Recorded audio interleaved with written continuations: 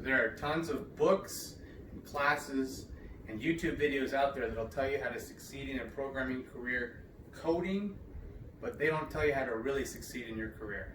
I'm going to tell you a few tips that's going to get you started on important things that you'll need to know to make it to that next level and succeed in this career.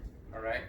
So first thing you got to know is you have to have a guru. You have to have somebody that you know, that you work with, that you admire their skill set. You notice they can pick up on tools, they can really put code together, they can really understand the problems that they're given at work, and they don't have to ask a lot of questions. They just get right into it and they just know things, right?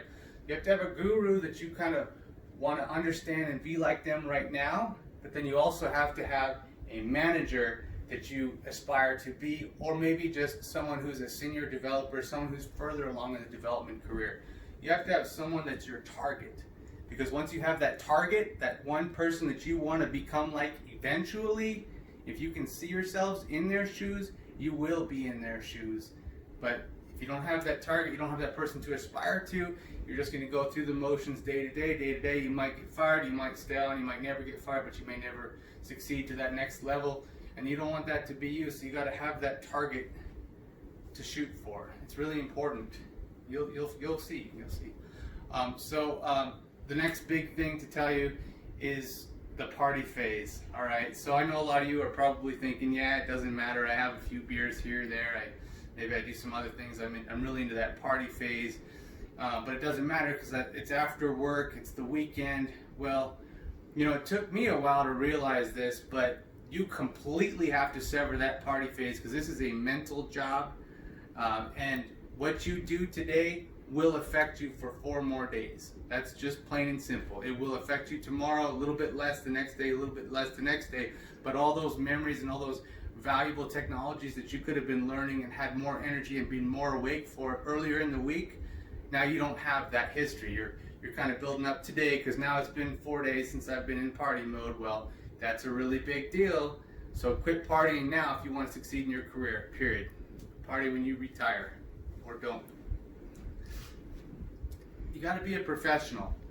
So I used to work with a guy, and he told me this story, right? I didn't actually experience this, but he had this sandwich that he placed in the refrigerator in the break room, and he put a sticky note on it. Well, hopefully he watches this video, but he put a sticky note on it that said, "Eat me," right?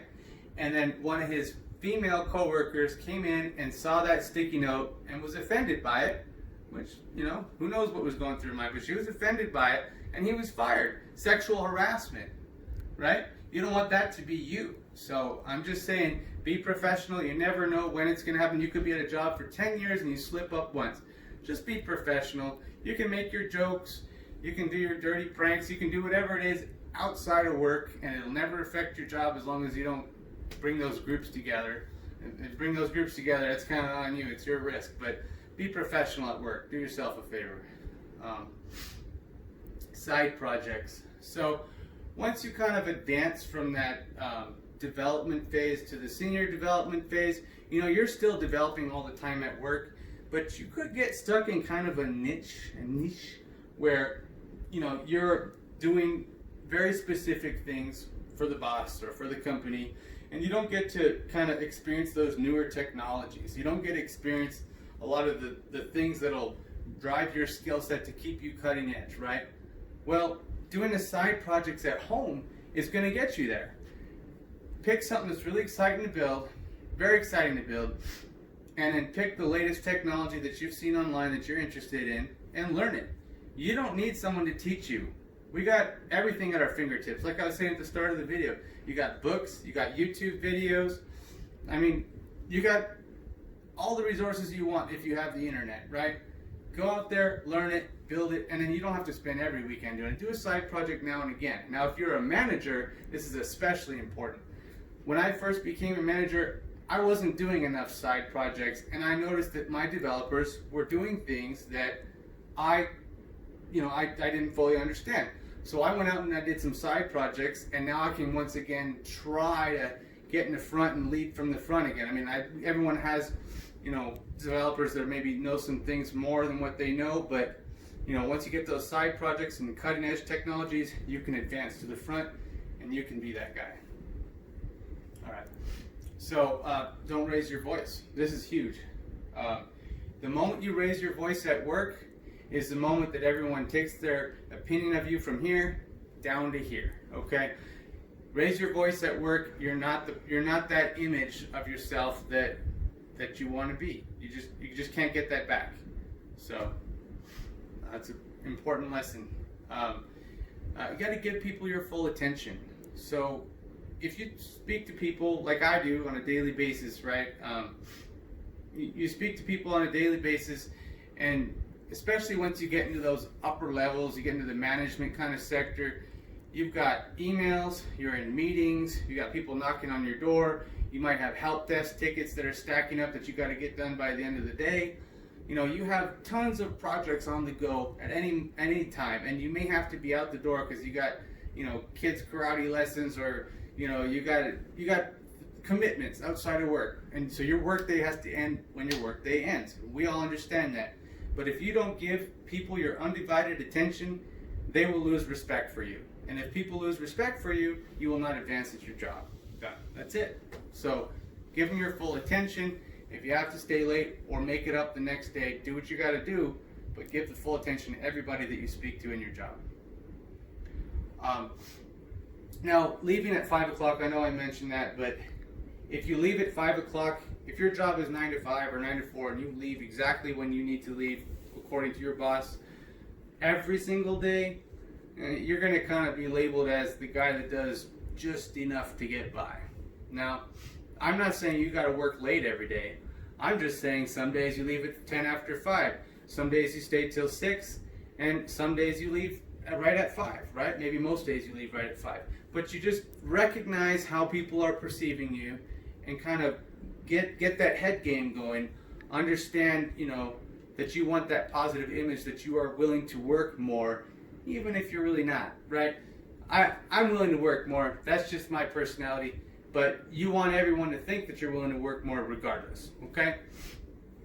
And then on the opposite side of that spectrum, volunteer for tasks, you know, so that people will recognize that you want this company to succeed, but don't volunteer for everything.